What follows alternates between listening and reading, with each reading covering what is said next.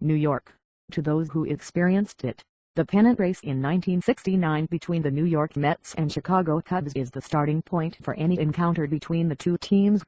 Leo DeRocher's heavily favored Cubs raced out to an 11-1 start and led the Mets, who'd never won anything or even finished better than ninth, by 9 games in the middle of August. But the iconic moments that followed a Mets team, powered by young pitching, that caught fire and crushed a veteran team filled with stars, has echoes in the 2015 team, Tom Seaver/Jerry Koosman/Garrett Gentry memories flowing effortlessly into Matt Harvey/Jacob deGrom/Noah Syndergaard.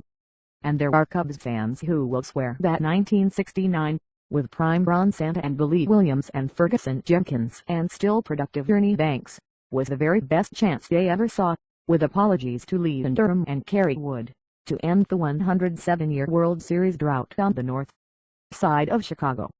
But a survey of Cubs and Mets figures gathered at Citi Field in advance of Saturday's Game 1 of the National League Championship Series indicates that however much the black cat running across the Cubs dugout during a September game at Shea remains in the public memory, the Mets and Cubs aren't thinking much about it. USA Today. The Mets' success leaves Matt Harvey with no choice. The future is now 1969.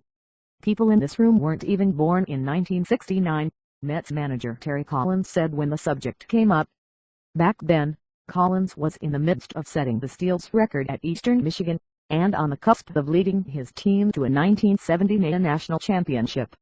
I was trying to graduate from college. I don't remember any races at that particular time. I have no idea, believe me. That was the 60s. I was worried about going to war more than anything else. War was very much on the mind of Mets general manager Sandy Alderson at that time as well. He'd just completed his D.